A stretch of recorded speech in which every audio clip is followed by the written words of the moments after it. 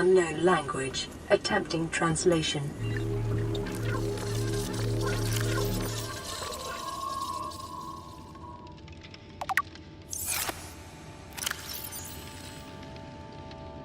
To any Altera crew.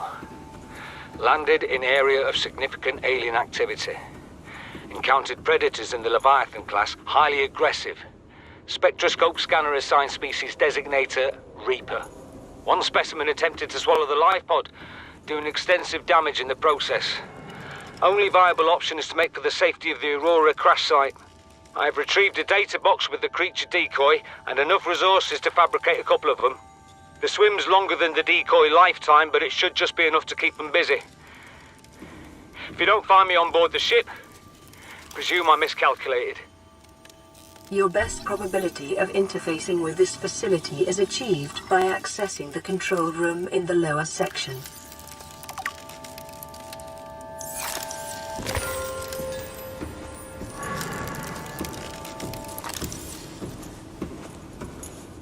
Analysis of the patterns on the walls cannot ascertain whether their purpose is aesthetic or functional.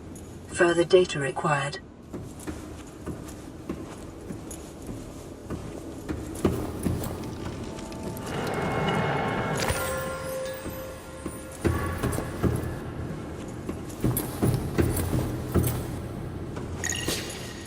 Unknown language. Attempting translation.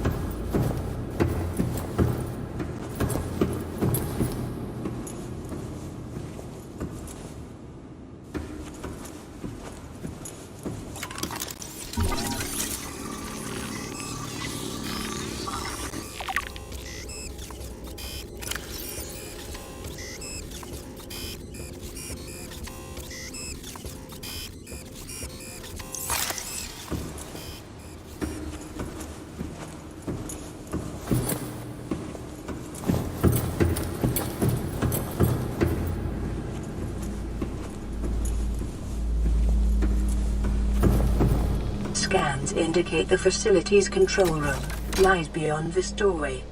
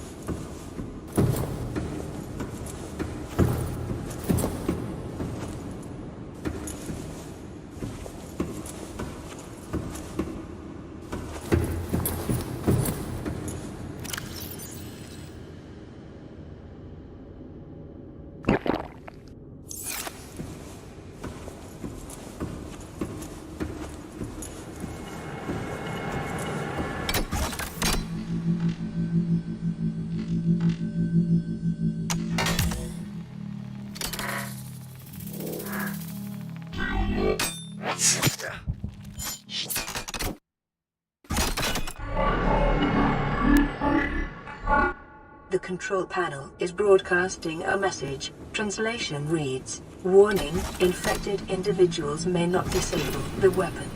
This planet is under quarantine."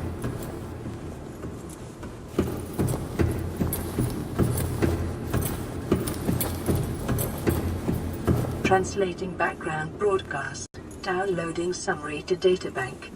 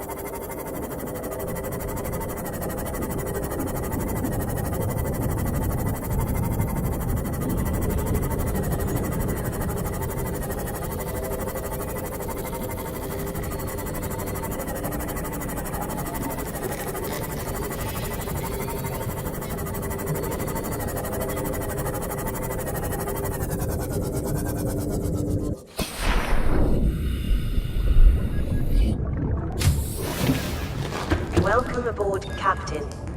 This is Life Pod 7. Coordinates attached. Pod is structurally sound, but the fabricator's bust. Requesting assistance. 7 out. Signal coordinates corrupted. Approximate transmission origin recorded to data bank.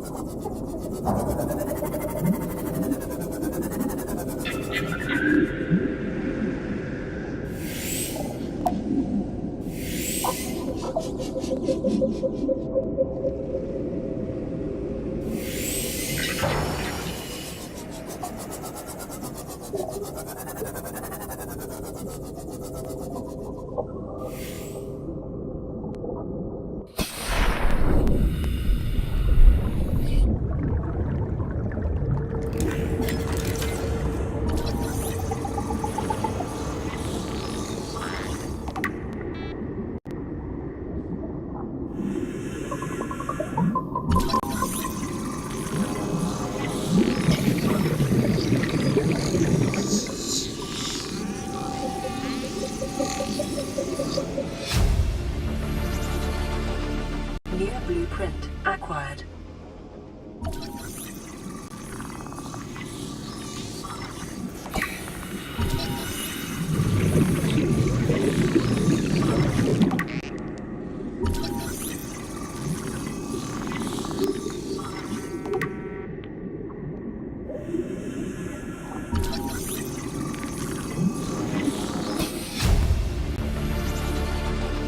New blueprint acquired.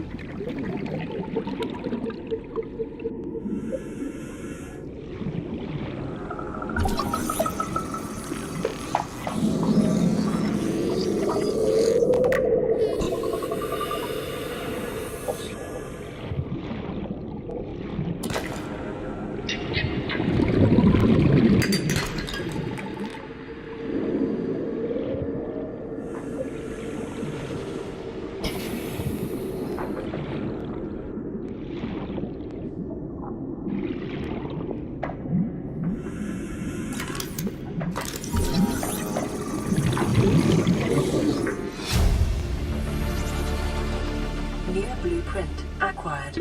30 seconds. Welcome aboard, Captain.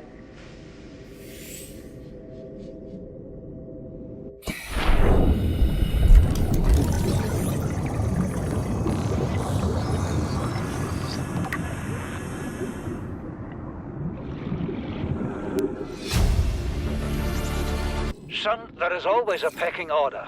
And in our world, money makes the hierarchy. I pay Maida a fraction of what I pay you, and you a fraction of what I pay me. If money makes the hierarchy, why is Marguerite making the decisions? We need her. We let her think what she likes, so long as she does what she's told. What if she doesn't? For enough money, she will. People always do. New blueprint acquired. I thought it might get claustrophobic living underwater. Father feels it is. He'd tell me it was childish, but I stare out the window and sometimes I think how lucky I am to see this world up close. Back on the island, I wouldn't have believed the creatures that live down here.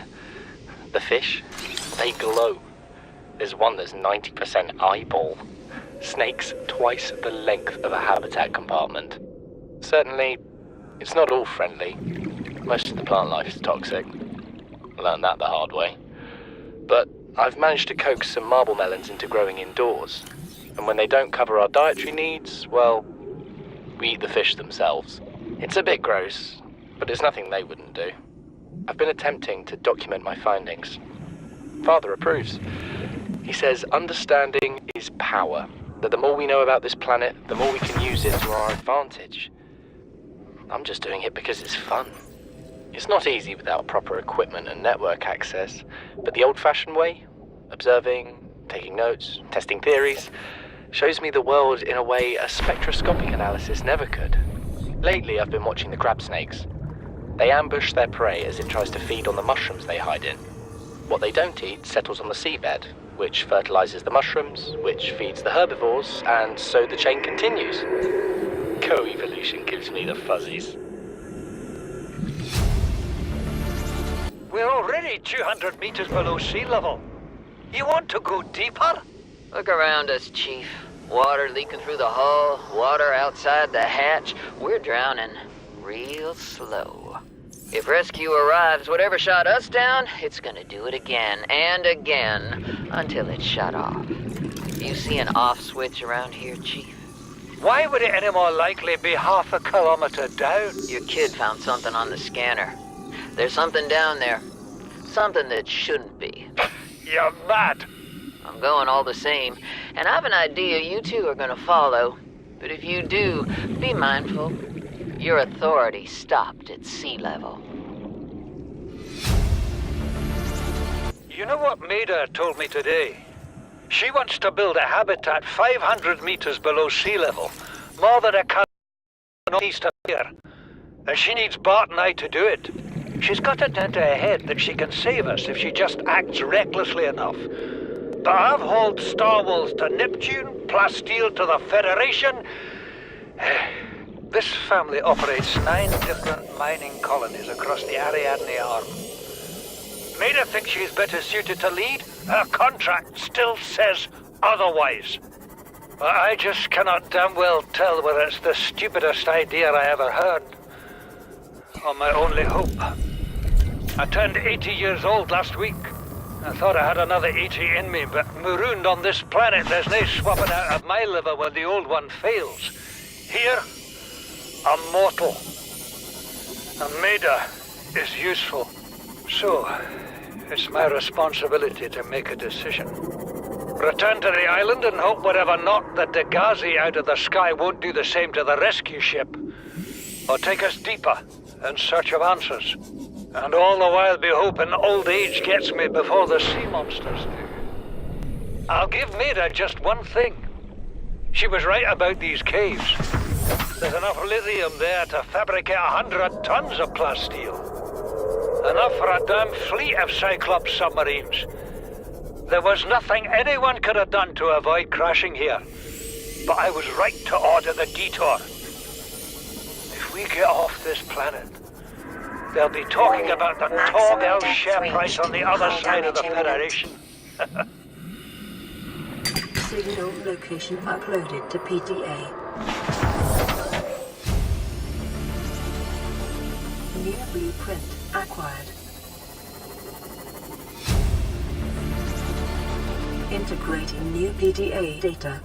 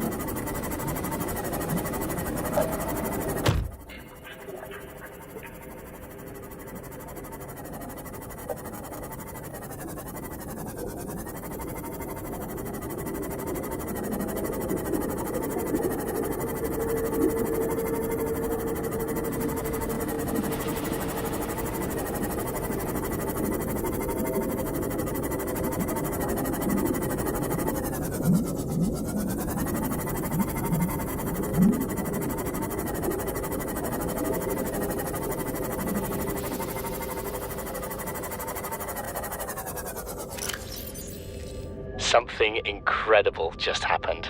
Since we're down here, I had this plan to build equipment and study the life forms we were encountering, but I didn't have enough enameled glass. So, I started looking for a natural substrate that would strengthen the glass we have, and those stalker teeth we've been finding fit the bill. Only, well, we needed more. That's when Marguerite got interested. She actually listened to me, more than I can say for father. And I worked up the courage to talk about my more tentative theories. When I told her they were attracted to metal deposits, that their teeth get dislodged when they pick them up, her eyes narrowed and she dashed out of the room. 3 hours later, she came back, her pack loaded down with stalker teeth. I asked her about it. She shrugged and said my theories were good. Said she had the meeting out of the palm of her hand. I think she meant it literally. She is incredible. She went out to the kelp forest armed with just a heat blade and went fin to fin with a pack of stalkers. On the one hand, that is the coolest thing I've ever heard. Captain. On the other, well, I hope the stalkers didn't come off worse than Marguerite did. She had a huge gash on her forearm. I don't think things went as smoothly as she made out. And what's the point in surviving here if we have to kill everything that makes it so wonderful? I wish I knew more about these animals. But Father won't let me leave the habitat. Maybe with all this glass, we could build a containment unit and get up close to them.